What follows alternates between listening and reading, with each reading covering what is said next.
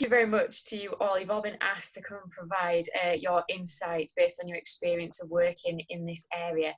The APPG for social integration works on those issues on a cross-party basis that might be keeping different communities apart that we represent in our constituencies. We look at all those different barriers that we can start to deconstruct and bring people closer together from different demographics and different communities. We put our planned work programme to one side at the start of the coronavirus crisis, just so we could stop for a moment and think about all the different ways that we could reach out to some of those groups who will be at risk of being socially isolated over the course of this crisis. We will be looking to put together a report based on some of that best practice and produce that really quite quickly, but then taking our time to go through some of those more long-term issues about how we found the answers, how we connect to some of those different groups in our communities, what are the lessons for us to learn in the long term. So thank you very much for joining us to contribute to that process this afternoon. Thank you also, just for at quite short notice, being available to give evidence this afternoon rather than this morning. Because we tried to be as flexible with witnesses as possible, we found that we were going to have around 9 witnesses this morning. And because the information that we're hoping you'll contribute was just going to be so important, we wanted to find the space and the time to do that properly. So we broke that down into 2 sessions, one this morning and one this afternoon. So thank you for being so accommodating of that. So we've got with us this afternoon, Helen Milner, CEO of Good Things Foundation. Thank you for being here, Helen. We've got Jo Broadwood, Chief Executive of Belong, the Cohesion and Integration Network. Thank you, Jo. And we've also got Ian Clark, the Director of Together Housing Group, and Kevin Campbell-Wright, who's responsible for digital inclusion. Thank you all for being here. I'm going to ask you all to give us your 5-minute contributions with the overview of your respective areas before opening this up to questions based on your contributions, if that's okay. We've also got with us a number of people from British Future who provide the secretariat to the APPG. We've got with us Lucy. Hi everybody. We've got Steve, who does comms for British Future. We've got Jill Rutter. Hi. We've got Sunda Katwala. Hi. And I think that's everybody from British Future this afternoon. So thank you to them for being here. So Jo, if I could perhaps come to you first. Thank you very much. So thanks very much, and really appreciate the opportunity to share some of our observations. Just a little bit about Belong. We're an independent charity and membership organisation, and our vision is a more integrated and less divided society.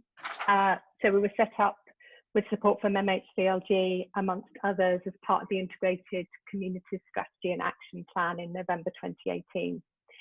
We want to improve practice and leadership on integration and cohesion, and ultimately transform policy. So as a membership organisation, we don't have a direct contact into communities, so we're very much kind of second tier organisation. And our approach to COVID-19 has been to offer our digital platform as a resource and support to our members. And we're also developing communities of practice online, so members can offer peer support and learning to other members, and a series of webinars to share good practice across the network. We'll also be launching a major research project supported by the Nuffield Foundation and in partnership with Professor Dominic Abrams, who I think you've already heard from the Centre for the Study of Group Processes at the University of Kent. And this project will examine community responses to the COVID-19 pandemic via a longitudinal survey, focus group discussions and interviews with repeated testing over the next 7 months to explore people's perceptions of how social relationships and cohesion are changing, their priorities for action and their concerns and expectations. So the project's going to study different regions of the UK, 5 different local authorities, but then also community activists and volunteers, which I think is quite unusual. I don't think there's been such a large scale study of community activists and volunteers before. So I think that's going to be quite exciting in terms of what we learn from that. And we're really hoping that what we learn will influence policy and practice on integration for the future. So I'm going to talk a little bit about what we've observed, both drawn from our membership, from our role as host for the Intercultural Cities Network, which is an international movement of cities that promote integration and cohesion. And then also sort of peppered with some observations of my own experience of being a coordinator for my local COVID-19 mutual aid group, which I got involved in the first couple of days of lockdown. So some of the issues and the obstacles, I mean, not unsurprisingly, English not being a first language, but coupled with a very strong cultural bias to rely on your own community for information. So that's led to some different interpretation of what self-isolation actually means. You know, for example, if we're staying within our own community or group, then that's self-isolation, even though people are still mixing across families. And actually that's led to the death of a very beloved local rabbi here in Hackney, because he was not observing social mixing and was quite elderly. And I think some local authorities have been really alive to that issue and have come up with some really innovative solutions. So Bradford, who's one of our members, have got the iVan, which is a van with basic messages projected onto it, translated into different languages, and that's been touring different local neighbourhoods across Bradford. Warsaw for All have set up a website page with translated guidance and accessible formats on COVID-19. All of the basic kind of resources are there, and they've also got the Doctors of the World translated NHS guidance in over 30 languages. And Peterborough have uploaded community videos in community languages to reach out to their different local communities. And a nice example from Norway is where the Vice Mayor in charge of diversity holds weekly digital meetings with minority-based NGOs, just to gain a better understanding of the situation, discuss needs and agree on actions to ensure that everyone complies with the safety measures and regulations on social distancing. I think some of the other issues that have come up have been around which sources of information are trusted. So some groups trusting information they're getting from elsewhere via their local community or Facebook rather than trusting the information shared by the government. And I think here the use of trusted local interlocutors, you know, for example, we could learn a lot from youth and peer learning projects, such as, I mean, for example, the charity I used to work for, Street Doctors, where volunteer student medics taught young people at risk of violence basic life-saving techniques. And part of the reason it was so successful because it was young people teaching other young people. And in Ukraine, they've adopted that method. They've engaged children with diverse backgrounds in the production of a video called Stay at Home. And so children are raising awareness within their communities and with adults, and that was the result of a collaboration between a whole range of different ethnic groups and communities. I think another issue that's been coming up is distrust of statutory authorities by some individuals and groups, mean that they're much less likely to seek help from services. And we've seen this a lot in our own COVID-19 group. And I think some solutions to this, places like Portugal have granted all migrants with pending residence permit applications the same rights as citizens. Geneva's broadened the scope of the social emergency services so they can provide help to undocumented migrants. And Switzerland has called upon municipalities to open provisional sites for roamers and travellers in sports centre car parks in order to reduce the occupancy levels and to allow them to sort of do proper social distancing. And also done things like suspended parking fees, improved sanitary installations, made sure there's running water and liquid soap and all that kind of stuff for hand washing. And I think some of this is where, in this kind of tackling some of the distrust is where some of the COVID-19 mutual aid groups can play a role. Because they're mostly set up to be hyper-local informal networks of close neighbours. They do collaborate and refer on to statutory services, but I think they're often more trusted because it's your neighbours who are talking to you rather than the services. Another issue that's come up a lot is access to the internet, online resources. All the resources are online. Smartphones, lots of people don't have them. You know, credit running out on your phone, and the move to using cards and away from cash because of risk of infection means that people who don't have a bank account or don't bank online are very disadvantaged. And there's been a number of calls locally about this, which we've been dealing with. So some of the solutions, Manchester City Council set up a new free phone helpline to support the vulnerable. And I think also, again, that sort of local leafleting, postering, door knocking, to let people know if there is help, if they need it, and use of centralised telephone number, free phone, centralised telephone number can really help. And I think also what we've been observing and what our members have been talking about is that there's actually two groups emerging. There's those people who were already socially isolated, and then those people who are emerging to become socially isolated. And I think it's quite important to think about them as two groups, because I think the first group are struggling, but maybe they better understand how they might get help and support, or they're already known to services.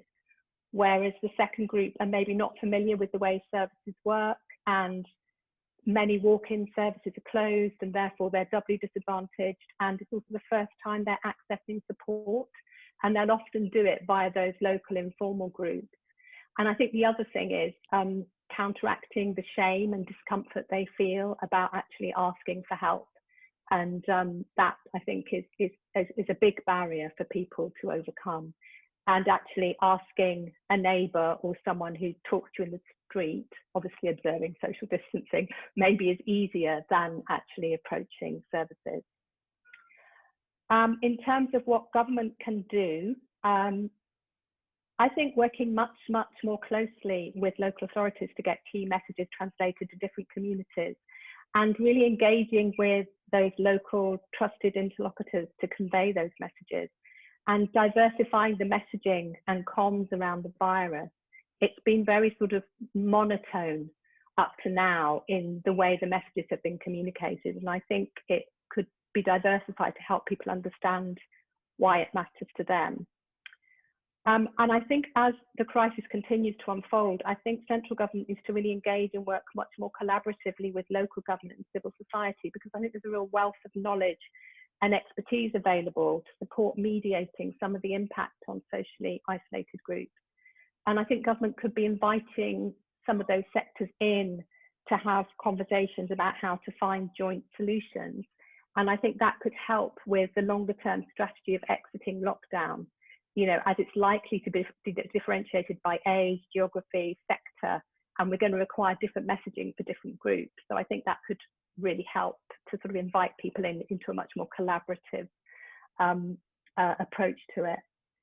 I think just to conclude, I mean, you know, the amount of self-organising and kindness and connection has been quite extraordinary, and it's, you know, it's a sort of huge sort of wellspring of kindness that's been kind of released.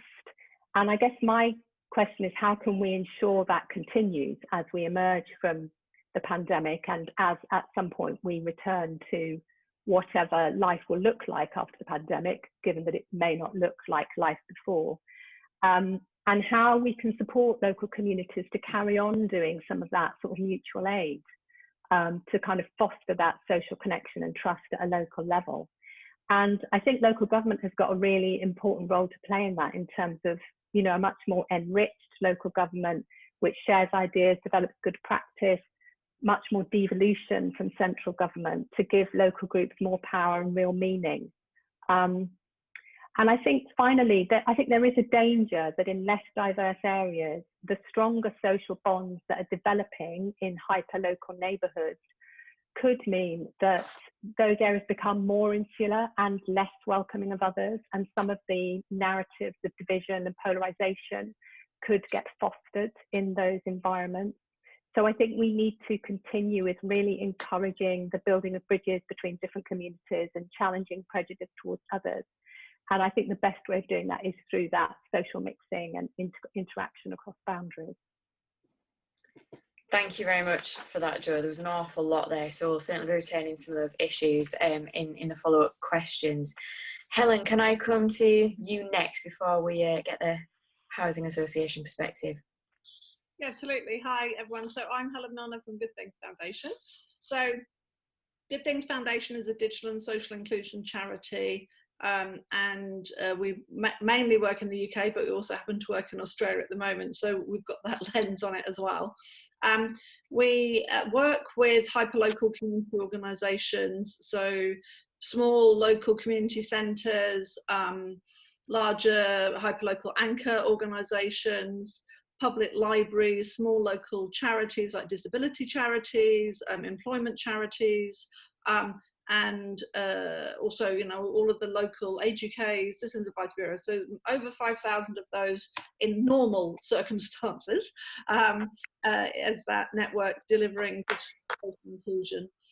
Collectively across the network, we've helped over 3.3 million people in the last 10 years. So we're very much about how can we scale that local, hyper-local action, and how can we as a national, international charity actually help the local, hyper-local organisations. So we work predominantly in digital inclusion, but also that interface of digital inclusion and health. So we've worked a lot with the NHS over the last 7 years, and also around areas of financial capability and employability, and again, the intersection across digital. So I said that we normally work with over 5,000 community organisations, because obviously one of the impacts of COVID-19 is some of them are physically and virtually closed. We think from the work that we're doing, the survey work we're doing, around 60% of them remain open. Clearly, open means virtually open, not physically open. Public libraries are all closed, but the home delivery services are still working, and many of the community organisations, those real informal embedded community organisations, are remaining open. And one of the things that we're seeing is those that are open are absolutely a linchpin for many different holistic services. So they are supporting around digital skills and around access to devices, but they're also the same people who are delivering food parcels and are supporting women at risk of domestic violence, or whose partner is gambling and losing the money. So they're actually forming a range of different, very informal social services. I think that COVID-19 has exposed and exacerbated digital exclusion, because obviously once you shut your door, if before that you haven't ever had access to the internet and you don't have the digital skills, and everything is telling you you should go online, you should have a video call with your GP and with other health practitioners, that the best and only accurate information is that's coming through the NHS website, is that clearly if you don't know any of that and you never have seen or used any of that, you're at a real disadvantage. And we already know that there's a massive overlap between socially and digitally excluded people. So in the UK, there's 1.9 million households who have no internet access whatsoever. And there's 11.3 million people who lack essential digital skills. And obviously the overlap between those are going to be huge. And there's a 90% overlap between digital and social exclusion. So again, if we're looking at social integration, social isolation, it's incredibly important. I think exactly as Joe was saying about these two groups, the people who are already socially isolated and the people who have become socially isolated, that's again something that we've seen through our work. So that some of the people who may already have been socially isolated, so we also have found this with people who are non-English speakers, refugees, but also obviously lots of other people, homeless people, people on low incomes, as well as the older people. And I think I also want to say that community organisations are also suffering. So of the 40% of community organisations who are not physically or virtually open, we really worry about whether or not they're ever going to reopen. Will they financially survive this crisis? So what are we doing about it? So Good Things Foundation, I mean, we're only 10 years old, but we have dug into our reserves, and we have actually donated £300,000 of our own money from reserves to the community organisations that we support, because we thought we could see that money was a massive issue for them, that they weren't allowed to earn money, renting out rooms and providing other services. And also not all grantees have been generous. Some of them have taken back money that was promised. I think the fact that this fell in March with 1st of April starting dates, some of those funders said, no, those contracts won't start, and that money therefore didn't come through. So we've provided 300,000. We're just going through the process. We're about double. We've got about twice as many organisations applying for that as we've got money for. So again, that breaks your heart. That we are also working on a national level with a programme called Devices.now, which is looking to get devices into the hands and into the homes, devices and connectivity to people who lack that access. And that's being led by a industry-led coalition called Future.now. And Good Things Foundation is the community delivery for that. So we've just actually, we're just in the middle of delivering our first 1,000 devices and connectivity that came from BT. So that's great. The other thing that we've done at Good Things Foundation is we work with funders like the Department for Education, like Lloyds Bank, like Google, and we went straight to them and said we have to relax our grant agreement. So we have actually, as a funder, also relaxed all of our grant agreements with all of the community organisations that we work with.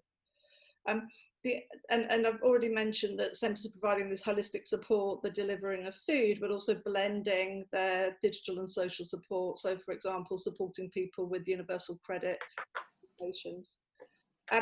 One thing that we found as a barrier, again, we're working through the trusted intermediaries of our hyperlocal partners, is that they're aware that the ones that are virtually open, that their own skills have had to develop. They've pivoted their model, so they have to now support people in a virtual way. So one of the things that we've been doing is trying to help them, but also making sure that we're gathering best practice.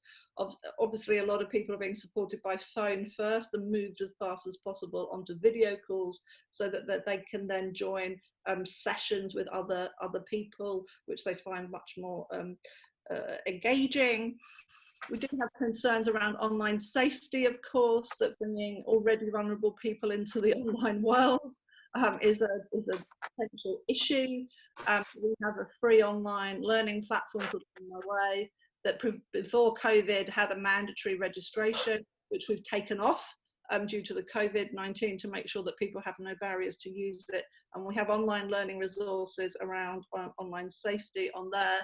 And I do think that there is an issue around safeguarding. I mean, Jo, you spoke very passionately about the mutual aid groups, and I think that it's only right that because we're supporting vulnerable people that we are wary about safeguarding without stemming the flow of thousands of people who want to help.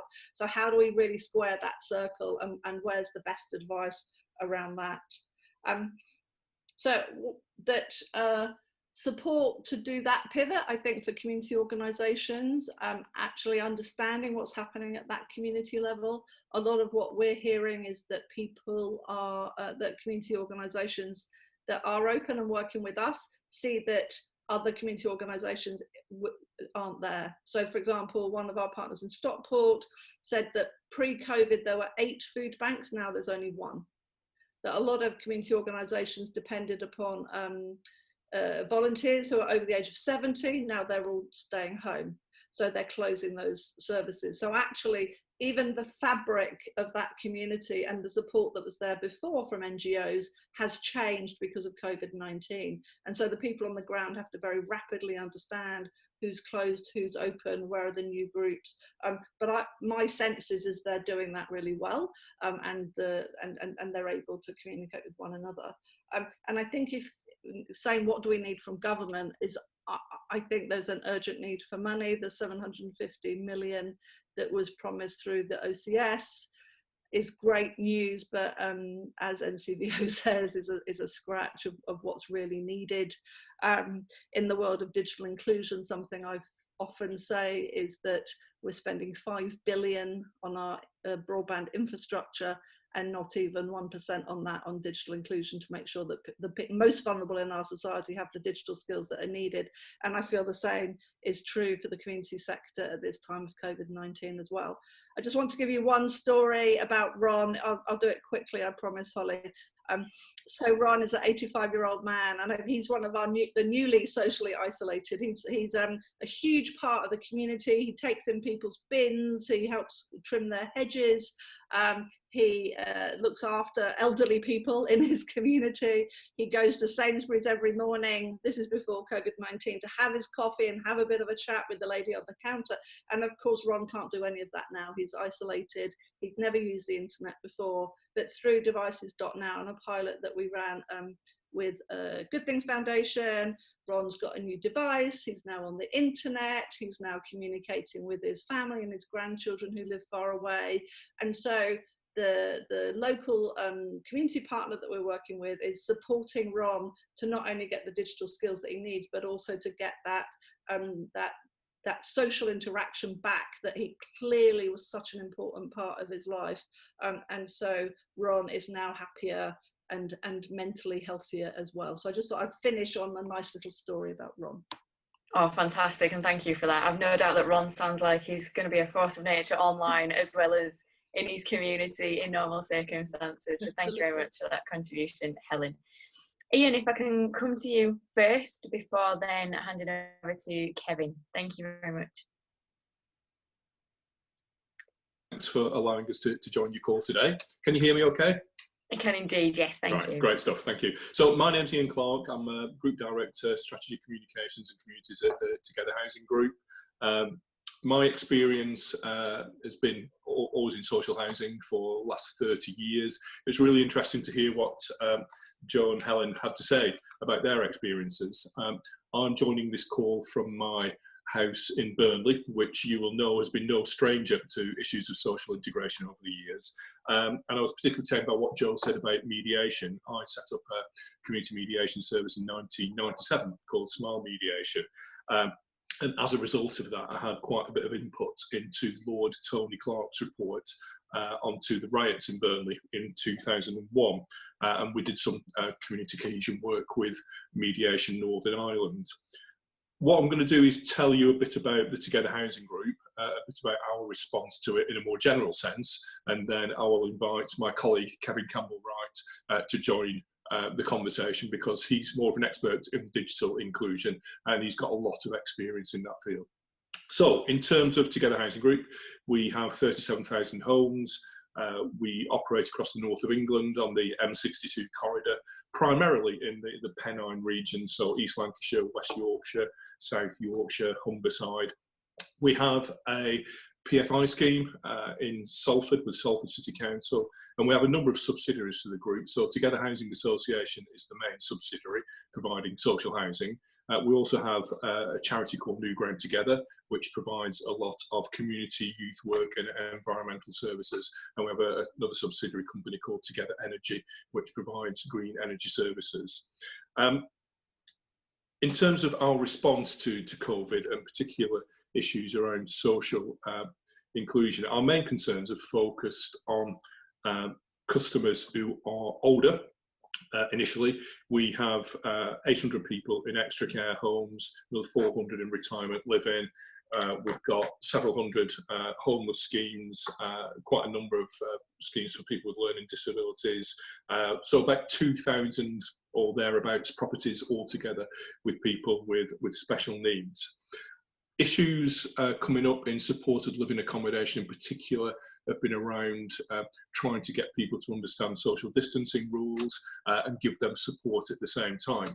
So in schemes where we have people with dementia, for example, or learning difficulties, it's been very, very difficult to enforce those social distancing issues, but at the same time we want to get in there and give support to people, and we've had some resistance to going in and giving support to people from residents who are worried about contracting COVID-19 from our frontline staff. We have linked into local authorities very carefully to help with emergency accommodation, and the massive increase in our work has been from customers who are very, very worried about their finances. Our rent debt has increased by £1 million since the beginning of March because people are really struggling to pay their rent. we aren't taking any enforcement action against people, but we are giving an awful lot of support. We had 150 new cases of customers coming to us over the bank holiday weekend, really concerned about their financial situation. So we've put lots and lots of extra resources into dealing with finances of our customers generally, and that can be referring people into other charities, third sector organisations, NGOs and so on.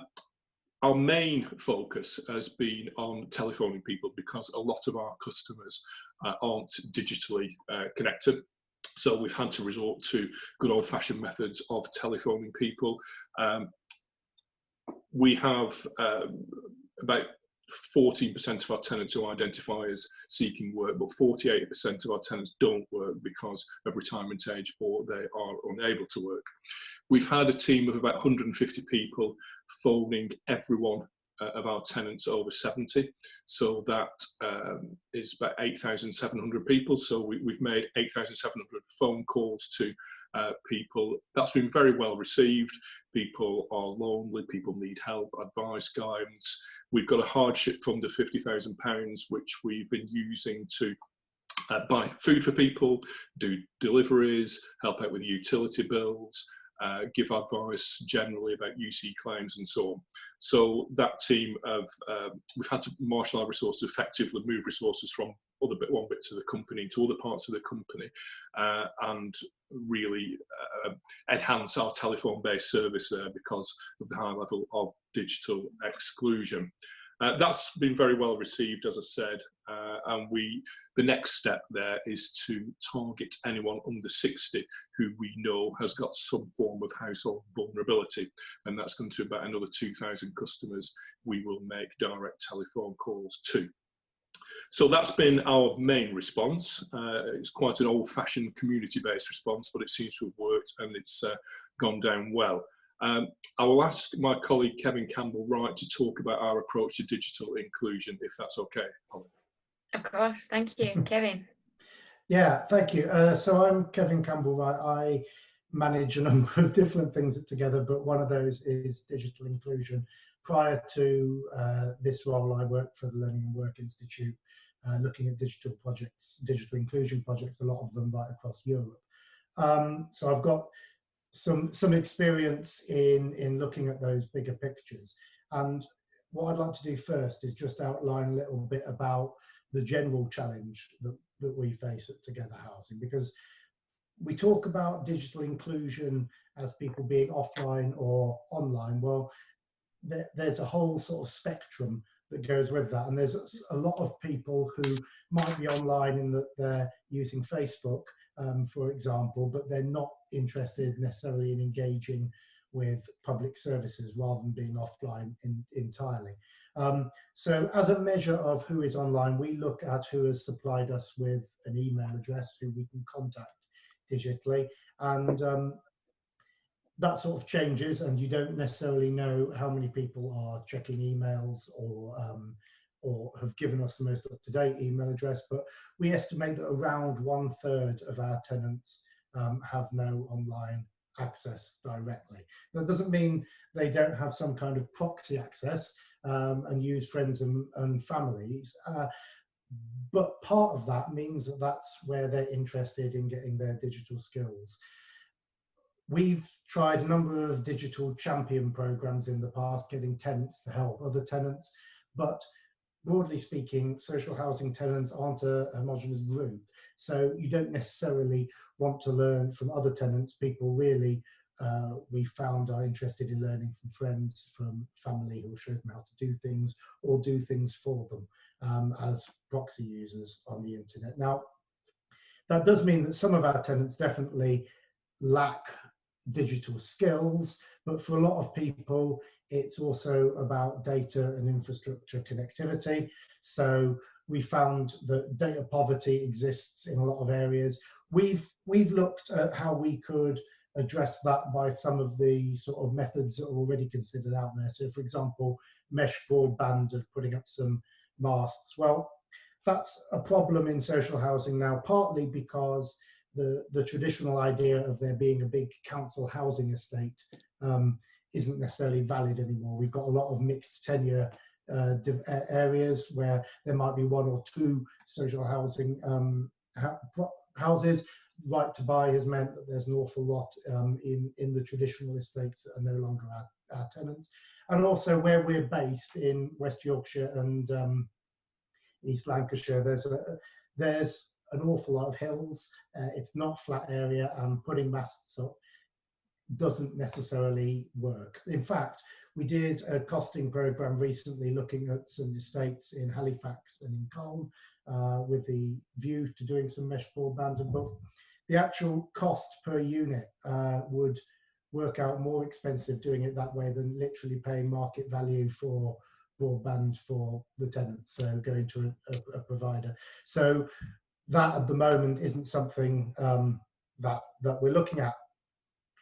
What we have found is that this isn't necessarily an elderly thing. I'll come on to the vulnerable tenants we've called, who are at the moment, as things stand, we're calling people over 70. But we found that a lot of people were being referred to our charities' employability schemes who aren't digitally skilled. And one of the things that's come out of the COVID crisis, which I'll get to in a moment, is that there's a number of families whose children can't necessarily access the educational provision now they're outside of school, and we've needed to look at that.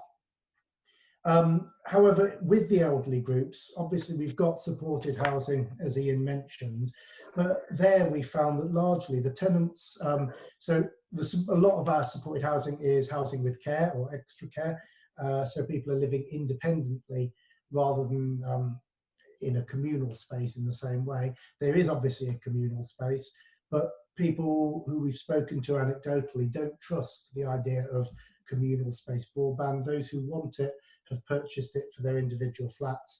Those who don't want it, don't want it. And that is a theme that's going to run through an awful lot of what I say. There are those people who don't have the skills. There are those people who lack the infrastructure, but there's an awful lot of our tenants who just don't want to be online. And that perhaps is where COVID-19 has changed things. We've seen people, as Helen said earlier, who shut their door and then realise that they're not online. People who are online but are really concerned about their information literacy. They're getting an awful lot of information from us, from other government agencies, but also from Facebook, from friends, from neighbours. And it's very hard to filter that out and know what's reliable and what isn't. From us as a communications point of view, part of my role is also around communications. It's proven a really difficult thing to connect with people who are not online because the information is changing daily, and early on it was changing hourly. Printers are low on staff. There's roughly a fortnight turnaround at the moment to get something printed and posted and to people's doorsteps. And with things changing by the hour, 2 weeks is too long to get that information. So our first point has been digital. What we found is that our digital engagement has gone up quite drastically. I mean, the open rates on some of our emails, for example, have gone up by 5 or 6%, and they're already above the industry average. So people who are perhaps receiving things but not engaging with us digitally generally are now far more willing to do so. However, we've also seen that people who are not digitally engaged with us are panicking from that. So an example of that is an awful lot of our tenants use SMS. We found after the Grenfell tragedy that SMS was a very good way to get in touch with people who perhaps aren't digitally enabled in the sense that we think of, but do have smartphones or at least devices capable of receiving SMSs. Anecdotally, again, we've heard from a lot of people who can receive and have it for emergencies, but don't actually necessarily know how to send an SMS. We sent out an SMS when we switched to an emergency only service, and we had nearly 300% more calls in the following hour than we would normally expect to receive. So people were seeing the SMS, they were seeing a link to our website, but they weren't online or weren't confident online, so they were phoning us up. Now, generally, phone calls have gone down throughout this period. People have been using our web form about 500% more than usual. The only calls that have remained on an even keel with what's expected are the ones around rented income. So people are concerned when they see a link and they want to get online. Newground, our charity, who have got youth workers who are supporting young people online and are also out and about supporting people who they already on the employability program, have reported there's an awful lot of people coming to them concerned about filtering different information and about device access. In fact, they've needed to purchase some devices for one particular family because their children simply couldn't access online provision. So going forward, we know that we need to get people online for this kind of situation where we've got rapidly changing information. And thinking back to Grenfell, thinking back to the flooding, all of these situations have required fast information to people that can't wait for print. And hopefully this crisis is going to have given more people that interest, that need, and they'll want to engage with us a little bit more.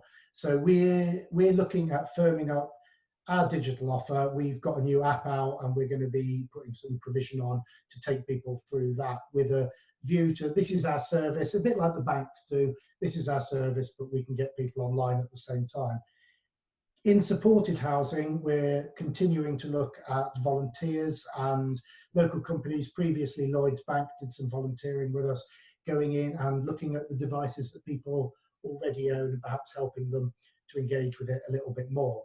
In a previous life, I did some work in Northern Ireland with an organisation called Linking Generations, who did some intergenerational work around ICT with young people coming in from schools and teaching people in supported housing a little more about digital. And that worked really well for hooking people in. So that's something that we're looking at.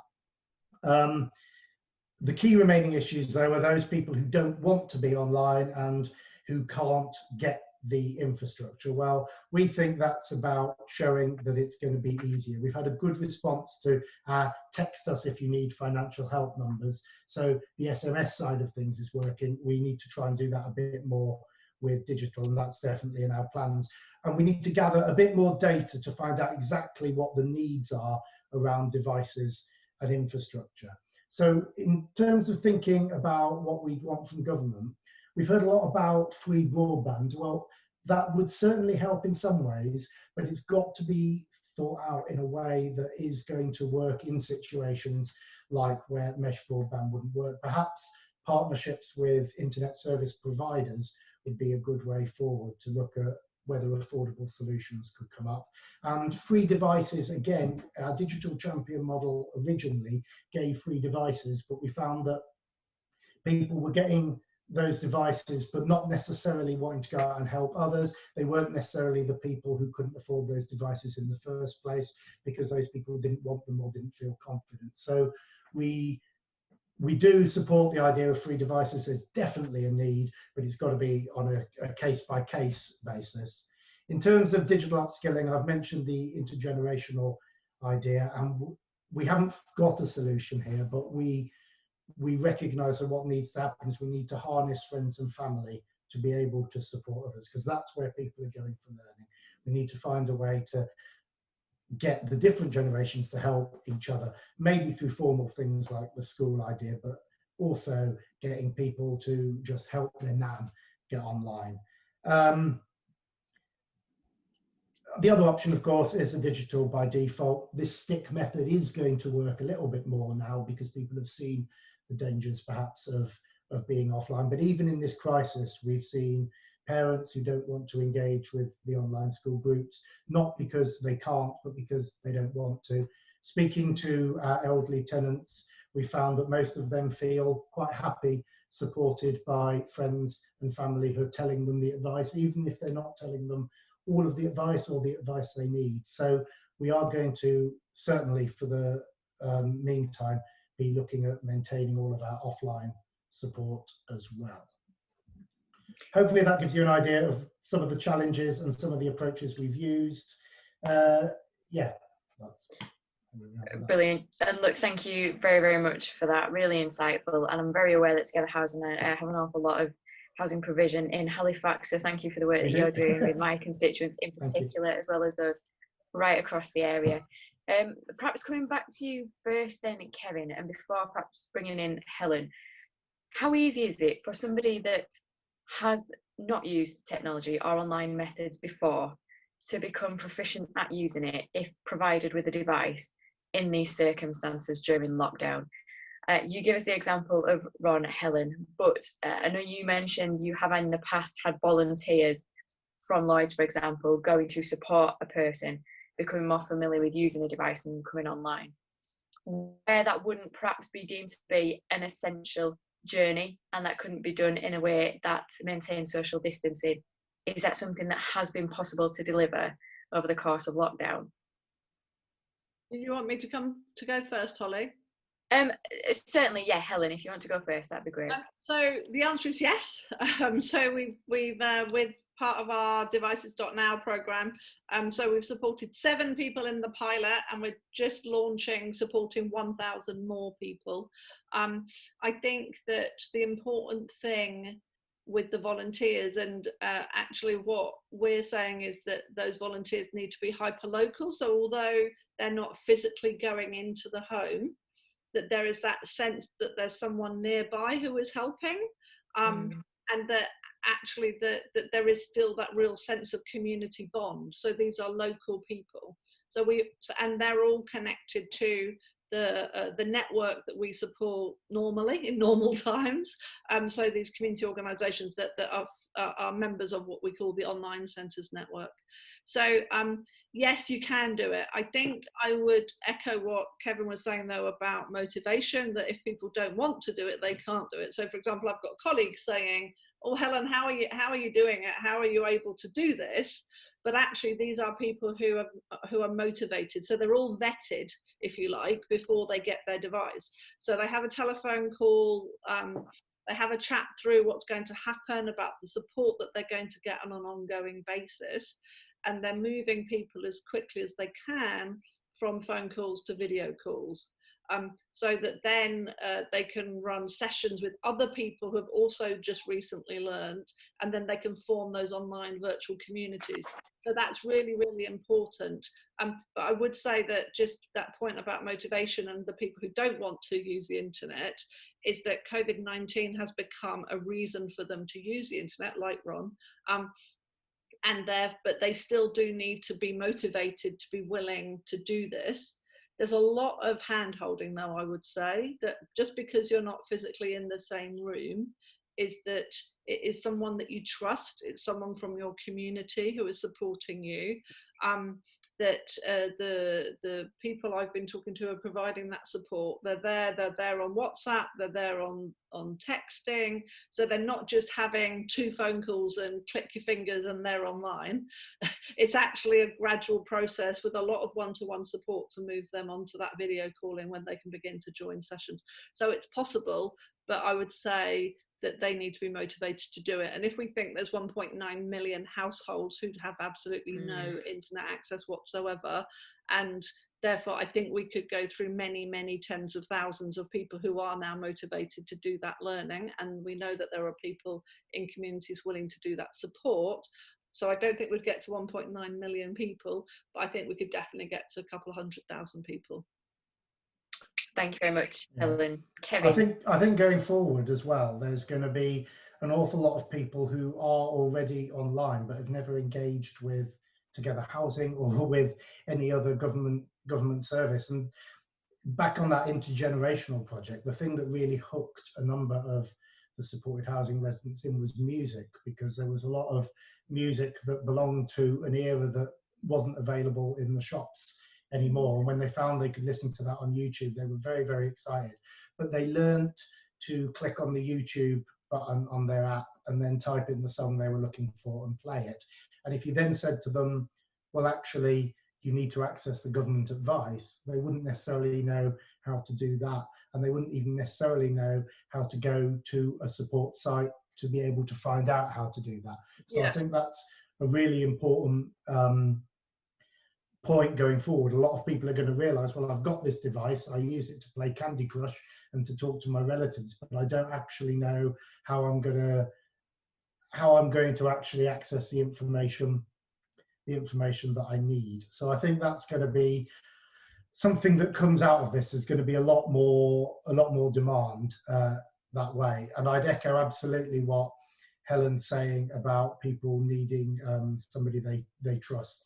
Our charity have been using employability officers who are working already with people around employment need, which includes ICT, and that's the situation where they've been able to support, where those relationships already exist. We've got somebody in our supported housing area who's working to try and engage people using systems such as WhatsApp, because people are already on those groups with their family, to talk to other tenants and other people in those situations. However, they're struggling to get people to take the step to doing video calls with strangers. People don't necessarily trust that. So the idea of moving on to get government advice will be really difficult. If it's shared down that channel, you've then got the same problem that you have on Facebook, where people manufacture photos and pictures to give whatever advice they want, and people don't necessarily have the skills to filter it. So there's a big safeguarding issue, like Joe said earlier. Yeah, I think that's right. One thing I'd just like to say as well is that, so with the current 1,000 devices that are going out, that's going out to 100 local organisations, so they've only got 10 each, so we're doing it in batches. So again, they can provide that support, and also the downloading of apps and everything, they're personalising each device for each person, so they're making sure there's a shortcut link to the NHS Covid-19 website, that there's a link to Learn My Way, both for the learning materials, but also to help them to make sure that they're keeping safe online. But also, for example, one woman has depression and anxiety, so the local community organisation has downloaded some apps to help her with her depression and her anxiety. So because they're supporting 10 people at a time, and they're personalising the device before they deliver it, then actually it can feel very personal, because it's a telephone call about what they need, and then they're supported to learn how to use it. Brilliant, great. Thank you to you both for that. On a slightly different topic, Joe, can I come to you? So you did highlight in some of your initial evidence concerns around particularly marginalised and potentially vulnerable migrant groups, some of the best practice that we're seeing in different countries around Europe in particular. I wanted to touch on data sharing around those groups. One, have we got the data to know who those people are so that we can be reaching out to them and support them?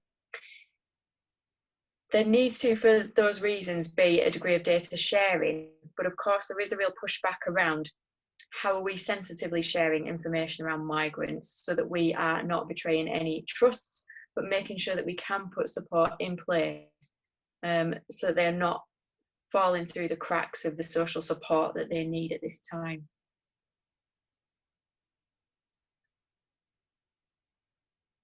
I think with that, I'd need to sort of think more about my experience as a volunteer with my local COVID group, because I think this has been a big issue for us. We've got a big local traveller site, and also, you know, in Hackney, we've got a kind of number of different groups who, for one reason or another, don't really want huge contact with statutory services. So actually, part of the reason I joined the COVID group or stayed in it was because I had concerns about safeguarding and data. So I sort of stayed in it to sort of try and influence some of the practices around that, although luckily there were other people in there as well who had similar concerns.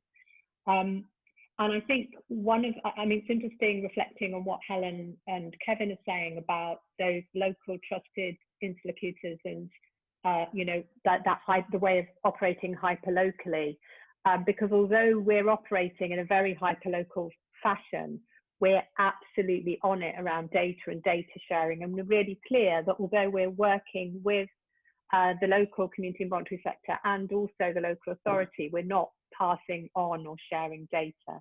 And I think that's... Are there risks that come with that? And I know it's a really difficult balance to find, which is why I'm just probing at this. Well, I think it's it's about consent in the end, isn't it? You know, when we have done local door knocking, it's been, some people have just said, I don't, you know, I'm glad to have the number, but I don't want you to record anything else about me, for, you know, for whatever reasons, because of the personal situation they're in. And so obviously we've completely respected that. I think what we're trying to do is just to remind people that there is help there, and to do that reminding on a really regular basis, and in a very sort of unobtrusive and light touch way, so that people, you know, there's lots of reminders up everywhere. We've had the stuff translated into the different languages that, you know, that are in our particular ward, and make sure that those are available everywhere. So we're really operating on really a very non-digital way in many ways, you know, because we're trying to make sure that the information is available to people who might be popping to the shops and doing some shopping, or, you know, walking down a particular street. But I do think it's an issue, and I don't know how different informal support groups are operating across the country around those issues on data. I think now there is more sort of centralized guidance coming out about it, but I could only speak for what I've observed happening locally. I couldn't speak for what's happening elsewhere. Yeah, so that's probably not a very helpful answer, Holly. No, thank you. It's useful to get your local insight as well. Sorry, Kevin. Yeah, I've set up a local Facebook group for supporting residents in the village where I live, and Bradford Council, who are my local council, got in touch specifically around data and other safeguarding issues, and asked us if we could refer everything from the group, refer it through the Bradford Council way of doing things, so that data was protected by their mechanisms and safeguarding, and that's worked very well for us. We've got already used Facebook to engage a pool of volunteers, and then sent them through Bradford, and equally our volunteers produced a little leaflet with the Bradford number on and went and posted it in the village. But then everything is going through a much more trusted and robust system, hopefully. Great. I just think that, just to respond to that, I think that there's been deliberate decision not to do that in my area, because it allows for more, it allows that for people who don't trust the local authority or don't trust statutory services for one reason or another, to therefore have access to support without feeling that they have to go via the sort of statutory means. So we deliberately haven't sort of taken that, although we work very closely with the local VCS and the council, we deliberately don't necessarily send them through those referral agencies. Or we do refer them on, but we don't necessarily share the data with the council. Thank you for that, and it's partly why I ask. I think we're all motivated by making sure people who need help get it from the right agencies, but of course there's sensitivities around that, and none of us want to be in a position where we may not have done the right thing, trying to navigate our way through that. Ian, perhaps coming to you, and on a similar issue, we heard from Robin Tuddenham this morning, the Chief Exec of Calderdale Council, and I'm mindful that as a housing association you will work closely with local authorities. They have struggled to even get from the NHS the information about those who are in the 1.5 million category as being particularly vulnerable and having to self-isolate. Are you satisfied that you are getting access to information from other agencies that you think you should have access to about those tenants who might need that extra bit of support from you as their landlord, in effect? That's a good point. We've got very good working relationships with our key council partners, but they all want to work with us in slightly different ways. And that's unsurprising given the different demographics of local authorities or different needs within communities. I think the best way to describe it is that we've been giving information out rather than receiving information in. So quite a lot of people have been coming to us to say, can you tell me how many people fall into this category of need, or how many people have you got over 70, or how many people have you got who are classed as vulnerable? So we've been given information out, and we're satisfied we could do that from a GDPR's perspective. We haven't been getting much information in, but if we specifically ask for it, local authorities have, in the main, been very, very helpful. I think the places where we've struggled to get information are two agencies, and these are just purely capacity issues, are from Public Health England, where we struggled to get advice from them on how to deal with COVID outbreaks in extra care schemes. That's not for, I think they have been really willing to help us. It's just been purely a capacity issue with them. And the other organisation is the DWP, who, as we all know, have been absolutely swamped with new UC claims in particular. So I think our relationship with local authorities has been very, very helpful, but it's more us giving information out rather than receiving it in. Okay, thank you very much. And if everybody's happy, we will just rattle through a couple more quick questions before we bring the session to a close, if everybody's got the time to do that. Just coming back to you, Ian, I was very interested in some of the challenges that you identified around where you've had to think about innovative ways of enforcing social distancing and some of the hygiene requirements through lockdown with some of your tenants who perhaps are living with dementia, may have special needs. Have you found that there are particularly effective ways of doing that? How have you managed some of those difficulties? We've gone out to speak to people directly. We've used our support agency partners where we have them. We've used relatives or friends. So it's been very bespoke, dependent on the needs of the individual tenant. So I'm not saying there's one magic bullet for this. It's just looking at what the needs of that individual are and looking what support they have from family, friends, other organisations, and trying to navigate our way through the best solution for that individual's needs. So no magic bullet, I'm afraid. No, okay. Thank you very much. I think I'll perhaps just come to you each in turn, if that's okay, and just any perhaps final lessons that you think it's really important for us to learn as an APPG that we can then pass on back to central government and to local authorities as part of this investigation, and anything that you really think it's important that we go away and make a note of as part of our report. Can I perhaps come to you first, Helen? Yeah, hi, of course. So I think that one thing we all know is that the world, our society, our communities won't be the same again. But what we don't know is how they're going to be different. I mean, personally, I actually find an APPG like this, I think it'd be good to have observers as well, actually works really well. I think that, you know, often there's a lot more interaction than there might be actually in the room and with chat panels, etc. So, you know, I think that what are we actually doing better now because we have because of this situation, and I think a lot of that will revolve around digital. And so once we think that there are things that we're doing better than we did face to face, then how do we make sure that we don't exclude people from that? I think is absolutely fundamental. But I think that we should really be thinking hard about how we expect the world to be like, how we expect our communities to be like afterwards. And as Joe said, that it would be lovely to think all these volunteers are going to continue to volunteer. I doubt that they all will, but some of them will. I think that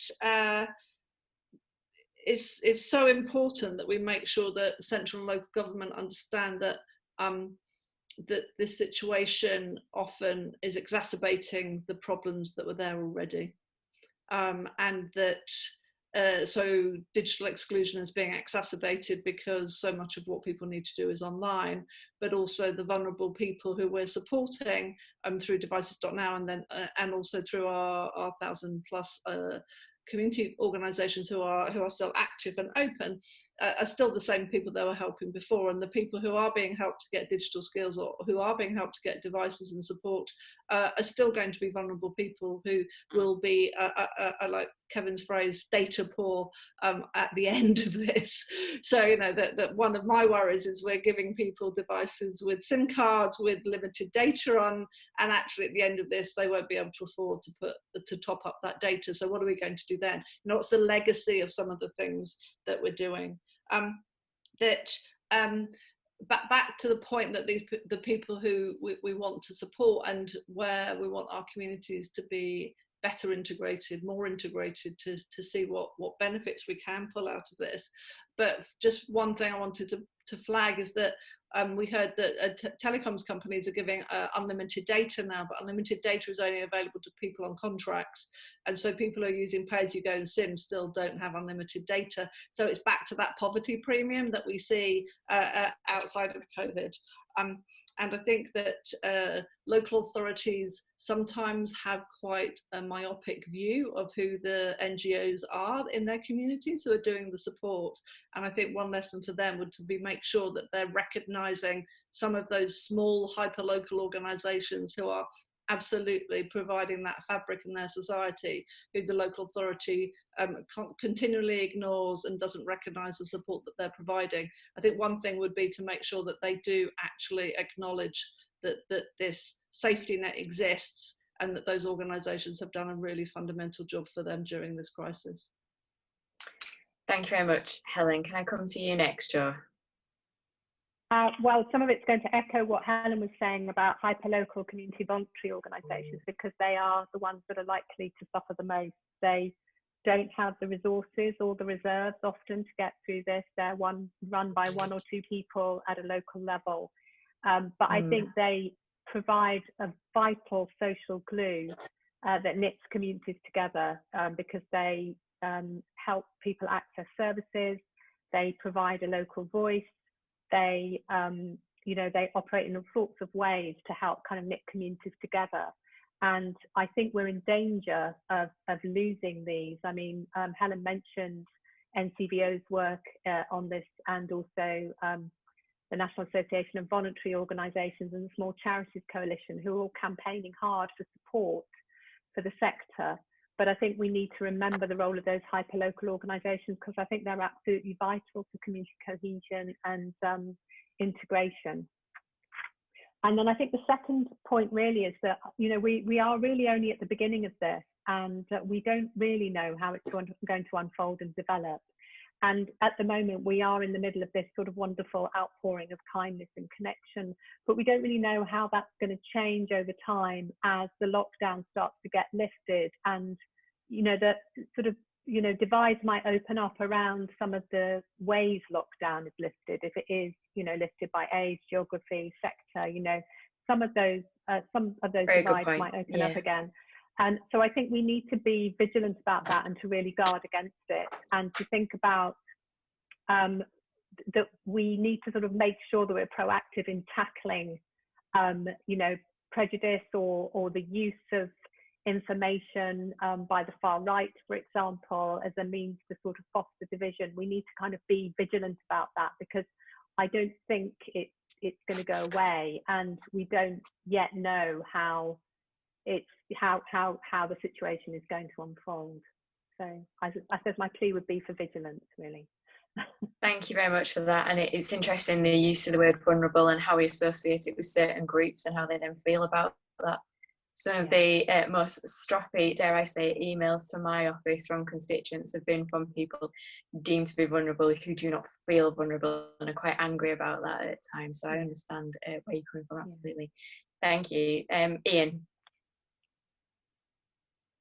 Okay, thank you. I think for us, what's worked well has been the focus on individual contact, that community focus as well, supporting local authority hubs, looking at what people can do for themselves and others, having a real impact on self-organising, again working with our charity and helping people to connect meaningfully to their communities. I think longer term, there's some fundamental questions for us on how we shape our corporate plan. We were just about to launch our new corporate plan, then this happened, and it's made it pretty irrelevant at the moment. Now, whether we recast that over the next 6 months, I think we'll have to have a serious look at that. So we might ask questions ourselves as an organisation. For example, we build 500 new homes every year. Do we do less of that, or do we stop doing that so we can shift our resources into community work, social impact work, and power shifting in those communities we work with to address those issues which Helen and Joe have rightfully flagged up. So there's some big fundamental long-term questions for us which we'll have to give some serious thought to over the next few months. Thanks, Ian. And is there anything else you'd like to add to that, Kevin? No, I don't think so particularly. I mean, I've got communications in my role as well, and I think what's come out of this for me is that a lot of organisations and a lot of people who are digitally excluded are just not aware of how fast things move now. And as a result, we spent a number of days hearing that, oh, we're setting this up, we're doing this, where while we were ready to go with Together housing messages, perhaps some other organisations were in the same place. However, there were lots of people online who were asking questions very early on. And I don't know if, as a collective public service, if you like, we're harnessing all that and being in the right place. So we're now looking at engaging hyperlocally on Facebook with some of our tenants. I've mentioned those WhatsApp groups. Actually, those kind of places are where everybody needs to be, I think, to bring things together so that there is one place that people can get that information online. But at the same time, we need to remember that there's an awful lot of people who are not online and able to easily access that one place, and make sure that there's provision for them as well. Thank you very much. Look, I really appreciate your time this afternoon, and once again, thank you for being so readily available to move to this afternoon session rather than this morning's. The report will be coming together shortly, and we have until the end of this week if you wanted to submit any further written evidence or information, and please encourage your colleagues in other organisations to do the same. Just thank you once again to Helen, to Ian, to Joe and to Kevin. Your insight has been incredibly helpful and will help us shape that work that we can then spread with my colleagues and send to central government and local authorities to make sure that we're all doing everything we can to support some of those groups who are most at risk of being lonely and isolated over the course of this virus, as well as learning the lessons about what we need to do beyond this. So just thank you very much once again. Thank you to British Future for your support, particularly to Lucy, who's provided all those briefings and managed the technology for us this afternoon. Thank you very much once again, really appreciate your time.